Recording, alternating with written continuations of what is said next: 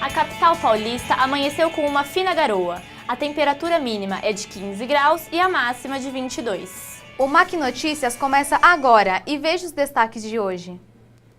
Musicalização infantil. Conheça a técnica que mistura música e brincadeiras e contribui muito para a educação e o bem-estar da criança.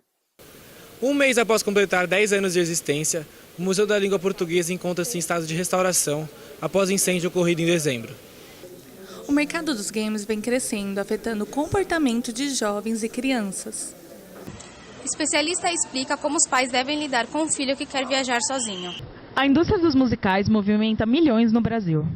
Saiba como é a rotina dos vereadores na Câmara Municipal de São Paulo. Inflação pode chegar a 7,6% e preocupa famílias brasileiras. Bom dia, está no ar o MAC Notícias.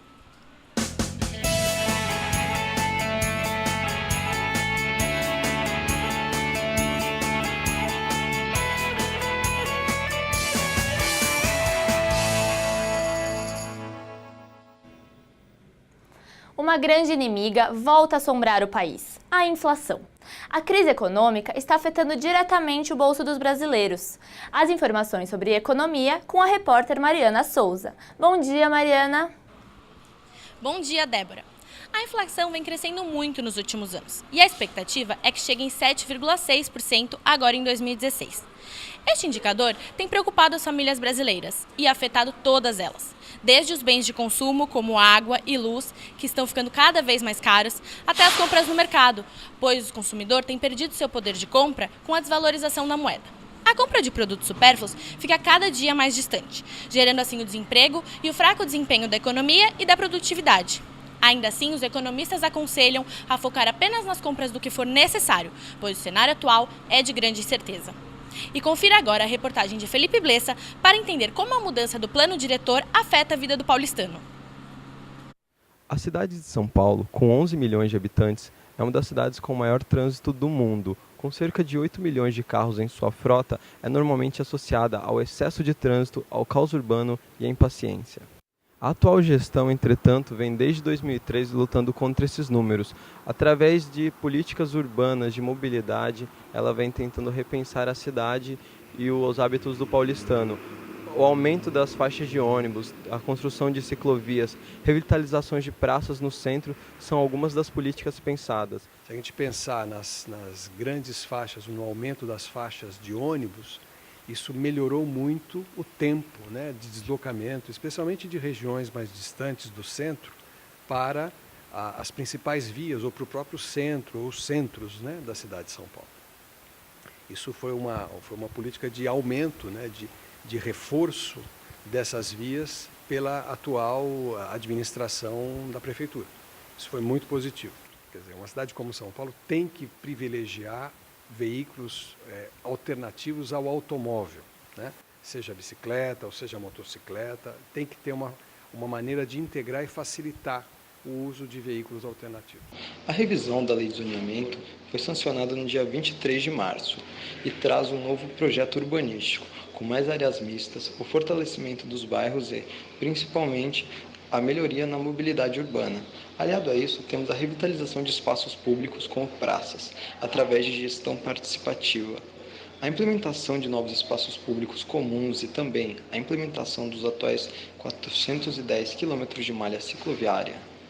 Todas essas unidades buscam reformular a dinâmica da cidade, trazendo o morador em primeiro plano. Quando você tem espaços que estavam abandonados, que de repente se tornam áreas de lazer, parques, né?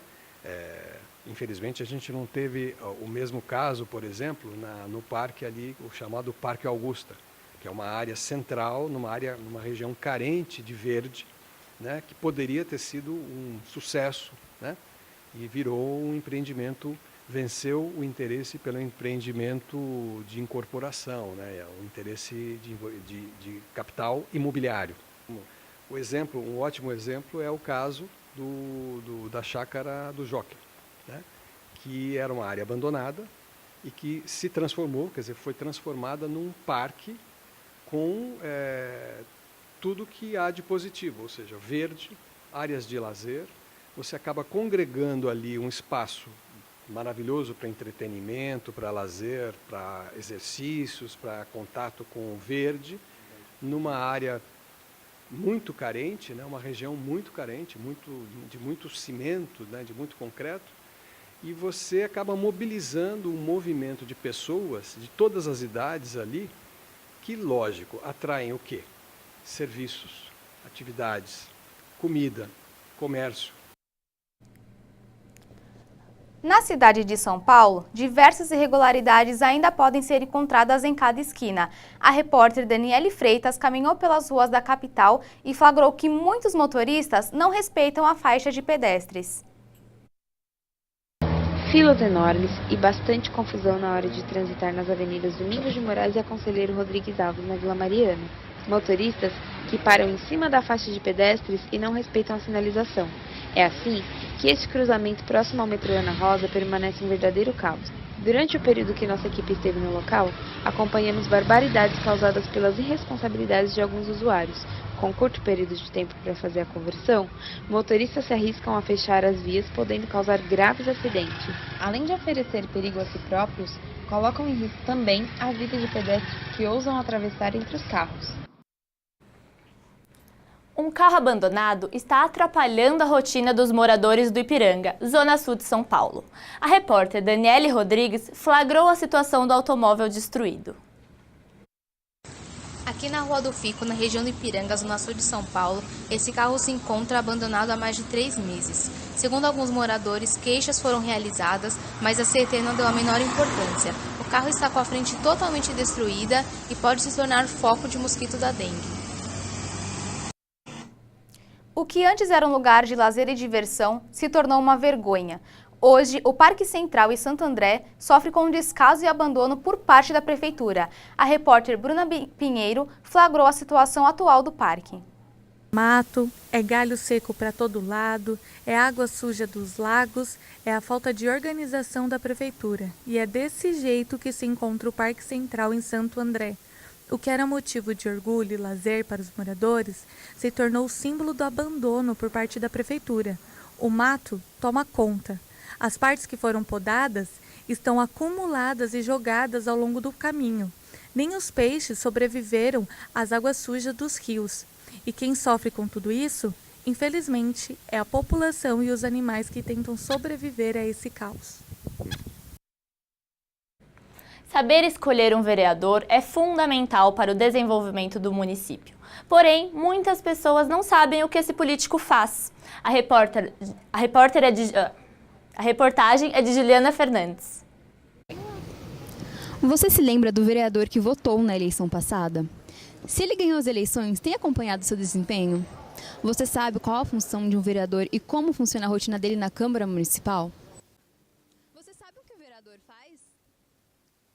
Na verdade, ele tem que gerenciar, né, as ideias e o dinheiro público, né, para poder favorecer aquilo que a população deseja. Eles fazem tipo serviços como quase sociais, sabe? Ajuda são ajudas pequenas, tipo se quer um evento na rua, eles têm como falar com a CET e ajudar, entendeu? Eu creio que as sessões sejam de segunda a sexta. Só que talvez possa acontecer como em Brasília, que eles só trabalham em terça, quarta e quinta. O vereador cuida da periferia. E você sabe como a Câmara Municipal funciona? Não sei assim detalhadamente, mas é a casa dos vereadores. Você sabe o que o vereador faz? Não. E você sabe como funciona a Câmara Municipal? Não. Votar em um vereador é necessário compreender o que está ao redor do seu cargo político para você desempenhar seu papel como cidadão ativo. Mas muitos não se atentam a essas questões e acabam se esquecendo desse papel tão importante em nossa sociedade. Nas eleições de 2008, o Datalink apurou que 53,3% dos entrevistados não sabiam ou não se lembravam em quem tinham votado. 16,8% votaram nulo ou branco e 13,5% citaram nomes de pessoas que nem sequer tinham se candidatado ao cargo. A falta de comunicação da Câmara para com a população e a cultura de grande parte dos eleitores em não acompanhar e cobrar o trabalho das entidades políticas podem ser algumas das razões para isso. De uma maneira geral, como funciona o trabalho do vereador? O vereador tem 3 funções básicas pela Constituição Federal e pela lei orgânica do município. A primeira é legislar, criar leis. Então eu, por exemplo, tenho 300 projetos de leis apresentados nesses 16 anos aqui, 94 leis aprovadas. Segundo, é você reivindicar assuntos e demandas da comunidade, dos bairros, das ruas. E por último, fiscalizar o executivo é função do parlamentar. Como funciona o seu trabalho dentro da Câmara Municipal? Dentro da Câmara é a sessão plenária, todo terça, quarta e quinta, das 3 da tarde até 100 horas para terminar. São as comissões, eu faço parte de 3 comissões, eu faço parte da Comissão de Justiça, sou presidente da Comissão de Meio Ambiente e faço parte da Frente de Sustentabilidade. São 3 comissões que eu participo. Organizar as pessoas, organizar a sociedade para pedir coisas ou para propor coisas ao Poder Executivo. Essa é uma outra atividade nossa.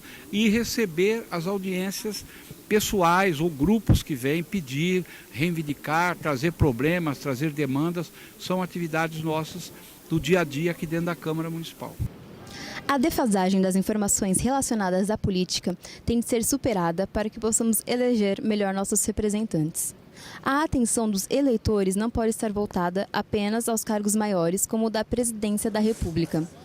As possíveis mudanças podem vir das mais diversas esferas políticas, inclusive dos poderes regionais. E você sabe qual é a importância da musicalização no desenvolvimento da criança? Confira no próximo bloco.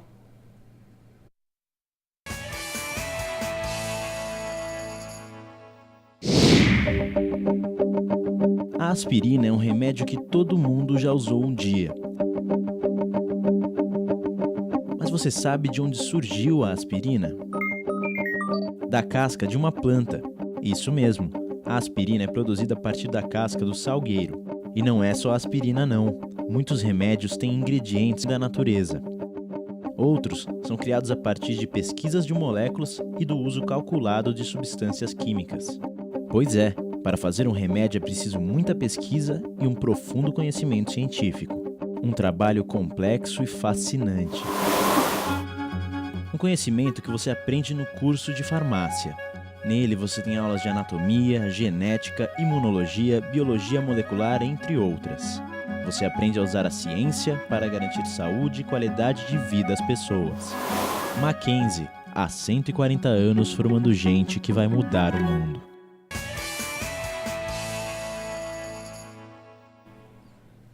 Algumas escolas utilizam a música para o desenvolvimento de seus alunos. Entenda por que essa musicalização pode influenciar positivamente a vida das crianças. Confira a reportagem de Camila Mamã. Sabe aquela música que te faz lembrar da infância ou de alguém especial? E aquela que te faz chorar? Pois é, todo mundo acaba se emocionando quando escuta uma canção marcante. A música faz parte da nossa vida e, comprovadamente, ela ajuda a desenvolver a mente humana e promover o equilíbrio emocional. Eu gosto de reggae, gosto de rock um pouco e pop. Sertanejo, funk, rap. Eu relaxo bem, eu gosto muito. Tem vários sentidos da música. E também tem conhecimento, cultura. E é exatamente durante a infância que a música pode proporcionar efeitos ainda mais benéficos. Para isso, é preciso musicalizar a criança, ou seja, despertar nela a sensibilidade sonora e rítmica através de jogos e brincadeiras. Segundo uma pesquisa realizada pela Universidade Wisconsin, nos Estados Unidos, crianças que têm contato com a música durante a infância se saem até 41% melhor em testes de matemática. Além disso, pesquisadores da Northwestern, também nos Estados Unidos, descobriram que essas crianças com contato com o universo musical na infância têm um melhor desenvolvimento da memória, por entrar em contato com conceitos como timbre, tom e tempo. Acho que as crianças podem começar pequenininhas, assim, aprendendo música e descobrir um grande talento e, enfim, vir a trabalhar com isso para o resto da vida. O benefício musical, ele vai tanto para as pessoas que algum dia almejarão ser profissionais, como para qualquer... Por todas essas razões, o ensino de música é uma importante área a ser trabalhada durante a educação infantil, junto com a linguagem oral e escrita, das artes visuais, da matemática e das ciências humanas e naturais. Os pais com filhos pequenos estão sempre interessados no aprendizado das crianças na primeira infância. É preciso se preocupar com a relação, a formação delas, não apenas com o conhecimento sistematizado, mas também com o ensino de expressões, movimentos corporais, estimulando a percepção das crianças. Quando oferecemos a música a elas, permitimos que iniciem seu processo de musicalização, que é muito importante nessa fase. Quando escutam, aprendem, observam e descobrem um mundo de novas possibilidades. A musicalização na infância na escola é essencial. Traz alegria, descontração, entusiasmo e tudo o que precisa para um bom trabalho escolar. A turbulência continua no cenário político brasileiro. Confira um panorama do processo de impeachment com Felipe Blesa. Bom dia, Felipe. A presidente Dilma Rousseff foi afastada na última quinta-feira, quando seu processo de impeachment foi aprovado em plenário no Senado Federal. A sessão presidida pelo citado na Operação Lava Jato, Renan Calheiros, durou pouco mais que 20 horas e culminou no avanço do processo por 55 votos a 22. A presidente, então, fica afastada temporariamente pelo prazo máximo de até 180 dias. Condenado no Tribunal Regional Eleitoral de São Paulo por doações a campanhas em 2014 acima do limite legal, o vice-presidente Michel Temer assume como presidente interino enquanto aguarda a conclusão dessa manobra política. Nessa próxima etapa, o Senado recolherá provas, realizará perícias e entrevistará testemunhas para dar um veredito. O julgamento será presidido pelo presidente do Supremo Tribunal Federal, Ricardo Lewandowski. Quando chega a adolescência, começa a busca incansável pela independência. Os adolescentes querem sair e viajar com os amigos, mas como os pais devem lidar com isso? Confira na reportagem de Daniele Rodrigues. Férias, aniversário, formatura, feriado. Quando a adolescência chega, todas essas datas transformam-se em motivos para a viagem. Mas o filho adolescente não quer mais viajar com os pais, mas sim aproveitar o momento para se divertir com os amigos. Você já viajou sozinha? Já viajei. Como seus pais lidam com isso? Eles são super tranquilos, eles super me apoiam para ter experiência, então eles sempre me apoiaram a viajar sozinha. Eles super apoiam por causa da experiência. Ah, mano, sei lá, tipo, eles ficam um pouco preocupados a princípio, tipo, dão aquela ligadinha, né, no final da tarde, começo da noite, mas ao mesmo tempo eles têm noção, tipo, sei lá, tipo, que eu já cresci, né, e que eles têm que dar essa liberdade. Os adolescentes não veem a hora de cair na folia, e os pais ficam de cabelo em pé só de pensar no que os filhos podem fazer neste período. Eu fico preocupada, procuro ver quem são as pessoas, para onde que vão. Preocupada, é claro, enquanto não voltam, não chegam, que eu vejo que tá tudo bem. Mas aí a gente fica se comunicando para saber como estão, o que estão fazendo. E assim, eu tenho que dar liberdade, porque é importante a liberdade. Não adianta a gente aprisionar os filhos. A gente tem que deixar os filhos conhecerem a vida, descobrir o mundo, ver o que é bom, o que não é, e para poder fazer as suas escolhas. O motivo que mais preocupa os pais é o contato com sexo, drogas e álcool. A preocupação é ainda maior com os filhos que querem viajar sozinhos. Segundo a Pesquisa Nacional de Saúde do Escolar, a PENSE, realizada em 2012, 9,9% dos adolescentes já experimentaram drogas ilícitas, o que equivale a quase 312 mil jovens. No caso das drogas, 70,5% dos adolescentes já experimentaram algum tipo de bebida alcoólica. A pesquisa ainda mostra que 28,7% dos adolescentes têm experiência sexual. Desses, 79,5% usaram camisinha na última relação. E aí surge a pergunta, o que os pais devem fazer? Professor, como que os pais devem lidar com um adolescente que quer viajar sozinho, sair com os amigos? Os pais vivem hoje uma contradição, né? Que é tentar dar proteção aos filhos e depois cobrar a autonomia deles. Não é possível essas duas coisas. Então eu penso que os pais devem, na medida do possível, ir dando certa autonomia e assumindo os riscos que existem dessa autonomia, né? Procurando orientar, procurando dialogar, mas certos de que quando você dá uma liberdade, quando você procura proporcionar autonomia, você corre riscos, não tem como conciliar essas duas coisas, né? Seu filho está pronto? Confiante de que ele é responsável e está preparado, a viagem vai ser um sucesso. Além de ajudá-lo a amadurecer, ainda vai ficar na memória dele como um dos grandes momentos da adolescência. E você, já deixou seu filho viajar sozinho?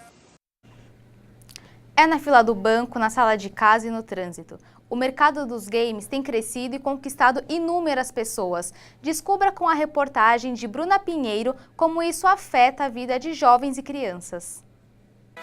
Seja no computador, na televisão ou no celular, o mercado dos jogos tem expandido, não só nas modalidades, como também na tecnologia. E é por isso que conquista cada dia não só os jovens, mas todas as faixas etárias, desde crianças, jovens a adultos. E o que faz isso ser tão atrativo? É um misto de agonia, concentração e diversão na palma das nossas mãos. Além dos jovens, o número de crianças que jogam videogame tem crescido. Isso tem preocupado os pais. Segundo uma pesquisa realizada pela Associação Britânica de Gerenciamento da Raiva, mostrou que o uso excessivo desses games tem elevado o isolamento e a agressividade das crianças. Qual o efeito que o videogame tem causado nas crianças? Olha, deixa eles um pouco agitados, tá? E outra coisa também que eu percebi, assim, à noite eles costumam ter pesadelos, às vezes, ficam agitados, falam, né? E a possibilidade de ingressar nesse universo dos games e descobrir um novo mundo através de cada comando pelo controle remoto faz com que muitos jogadores abram mão de seus hábitos sociais para viver apenas no mundo virtual.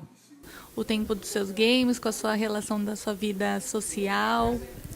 Então, eu sinto que atrapalha bastante a questão de eu ficar muito tempo jogando videogame, aí eu acabo perdendo o horário de alguns compromissos meus. Que ponto aquilo é saudável, até que ponto eles têm que saber que não é, que está na hora de procurar um médico, um especialista?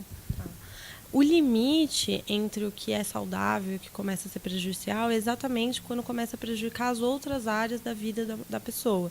Então, quando começa a ter uma dificuldade no rendimento escolar, ou quando começa a ter uma dificuldade com as relações humanas, de familiares, amigos, enfim. Quando essas outras áreas começam a se prejudicar, é necessário repensar não só o videogame, mas também todo o contexto em que aquele jovem está inserido. Os games, junto com a tecnologia, vêm oferecendo mundos cada vez mais atrativos para os que gostam desse tipo de passatempo. A tecnologia avançou muito, criando mundos paralelos e imersivos para os jogadores. Porém, temos que ter cuidado, pois este envolvente divertimento pode oferecer sérios riscos, principalmente às crianças. O número de jovens e crianças que jogam games tem aumentado gradativamente, o que preocupa os pais. Pesquisas mostram que a dedicação excessiva de crianças e adolescentes aos games pode causar transtornos sérios, como depressão, fobia social, ansiedade. Apesar de serem educativos, os games precisam de um limite para que não causem o efeito reverso, causando problemas. E agora o futebol. Começou o Campeonato Brasileiro e a repórter Daniele Fernandes nos contará as novidades. Bom dia, Daniele. Mudou muita coisa este ano? Bom dia! O Brasileirão deste ano começou no último dia 14, trazendo muitas novidades. A principal delas são os jogos agendados às 16 horas aos sábados, o horário que não era utilizado pelo campeonato na Série A. Apesar das novidades, o campeonato continua com o mesmo formato. Os jogos são 20 jogos por pontos corridos. A alteração também aconteceu nos jogos semanais, que os jogos começavam às 22 horas e agora darão o pontapé inicial às 21 horas e 45 minutos. Daniele Fernandes para o MAC Notícias. E veja a seguir, exposição do Tim Burton tem filas quilométricas em São Paulo. O MAC Notícias volta já.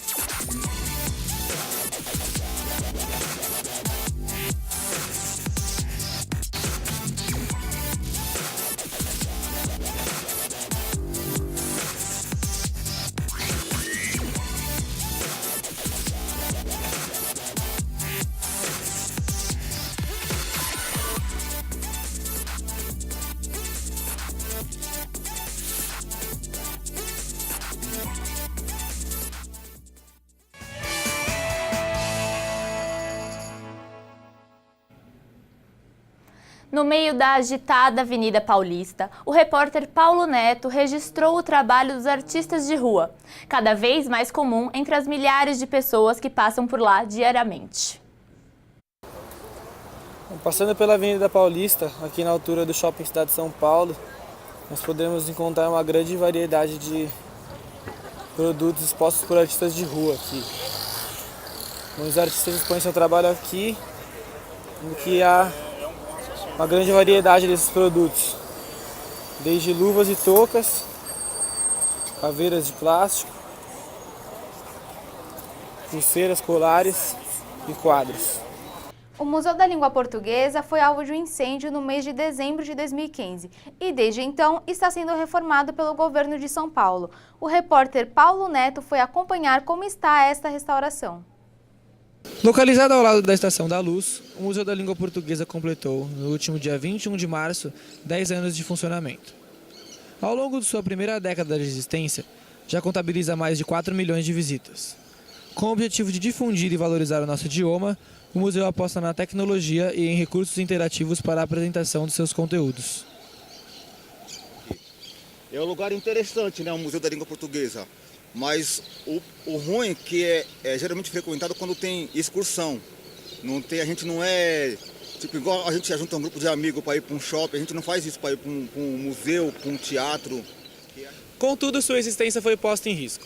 No dia 21 de dezembro de 2015, um incêndio de grandes proporções atingiu o museu, destruindo grande parte do seu acervo. O incêndio deixou uma vítima, o bombeiro civil Ronaldo Ferreira da Cruz. Acredita-se que a causa do incêndio tenha sido um curto-circuito na fiação. O incêndio ainda consumiu parte da Estação da Luz. Atualmente, o museu encontra-se fechado para restauração. Iniciada apenas 48 horas após o acidente, a reforma ganhou mais 2 aliados. No dia 21 de janeiro de 2016, o governo do estado, através da Secretaria da Cultura, anunciou um convênio com a Fundação Roberto Marinho e a organização social ID Brasil, visando a união de forças para a reconstrução do museu. Por conta do incêndio ocorrido no último dia 21 de dezembro e por todo o know-how da Fundação Roberto Marinho e potencial também, o governo do estado firmou um novo convênio com a Fundação Roberto Marinho para que ela pense essa reconstrução no restauro do prédio da Estação da Luz e, inclusive, em eventual captação de recursos que for necessária para a reabertura do Museu da Língua Portuguesa. Diria que o ponto agora que nós nos encontramos é muito promissor, né? Porque há uma disposição do Governo do Estado, da Secretaria de Estado da Cultura, da Fundação Roberto Marinho, de reconstrução do museu. Mas tudo tem que ser feito com muito cuidado, porque nós falamos de um prédio que é tombado pelos 3 níveis de governo, pelo governo federal, o IPHAN, o Estado, o CONDEFA e municipal, o COMPRESP. Eu acho que o museu hoje, não é, na situação que ele está, né, ele continua representando muito. Né, ele continua representando muito não só para a cidade de São Paulo, para o Estado, para o país e para todos nós que falamos português, independente do país que nós estejamos. O filme Capitão América, Guerra Civil, lotou os cinemas do mundo. A repórter Anne Macedo traz informações sobre esse sucesso de bilheteria. Bom dia, Anne! Bom dia, Débora. O terceiro filme do Capitão América, Guerra Civil, é uma continuação do filme Capitão América, o Soldado Invernal. Foi sucesso de bilheteria aqui no Brasil e nos Estados Unidos. O filme foi uma aposta certeira da Marvel, que acabou apostando no Capitão América. É um filme, normalmente filmes de super-heróis são filmes que têm um alto investimento em efeitos especiais, sai caro, porém houve uma grande aceitação do público. O filme foi dirigido pelos irmãos russos, o Anthony e o Joey Russo.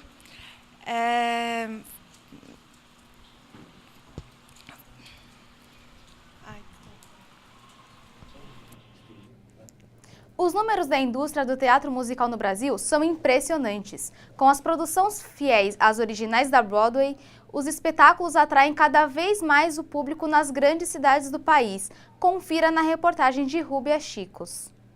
A indústria de musicais chegou ao Brasil para ficar. Desde que a primeira produção da Broadway chegou ao país, o público ficou encantado pelo espetáculo e garantiu um futuro para o cenário que começou a ser pintado na década de 60, mas que se concretizou nos anos 2000. Já passaram pelos palcos brasileiros musicais renomados, como Hair, A Bela e a Fera, O Fantasma da Ópera, O Rei Leão e atualmente o Wicked é o grande sucesso de bilheteria. Atualmente o Brasil está entre os primeiros países a mais produzir musicais no mundo, com a produção da Broadway. E uma linguagem que é diferente e é muito legal, de entretenimento, de cultura, que passa uma mensagem bem legal. Eu gosto muito de musical, mas tem muita coisa que eu mudaria, assim. E esse primeiro passo de entrar como assistente de direção é um pouco da minha vontade de como transformar o musical não só em atores que sabem cantar e dançar muito bem, mas que eles sabem interpretar muito bem. Os espetáculos já geraram mais de 25 mil empregos diretos e atualmente empregam mais de 2.000 pessoas. A média de espectadores é de 600 mil por ano. O grande público faz com que os musicais rendam até 20% a mais do valor investido na produção. Com um investimento de 16 milhões de reais, o Wicked é o musical da vez. Eu gosto muito da história da Dorothy, agora quero saber os bastidores. Todos os musicais que eu acompanho, o nível é o mesmo do que a gente vê lá fora. O espetáculo foi assistido por mais de 48 milhões de pessoas no mundo e já arrecadou mais de 4 bilhões de dólares. As próximas montagens confirmadas são Rent e Os Miseráveis, que já passaram pelo Brasil, mas voltam devido ao sucesso das primeiras passagens e para garantir um espaço no sucesso crescente. Os programas culturais ganhando o coração dos paulistanos. A exposição O Mundo de Tim Burton, realizada no Museu da Imagem e do Som, levou a inspiração do diretor aos seus fãs. A reportagem é de Daniele Freitas. Objetos gigantes, imagens psicodélicas, muitas e muitas cores. Esse é o mundo de Tim Burton, o diretor de sucessos como Alice no País das Maravilhas, Planeta dos Macacos e Batman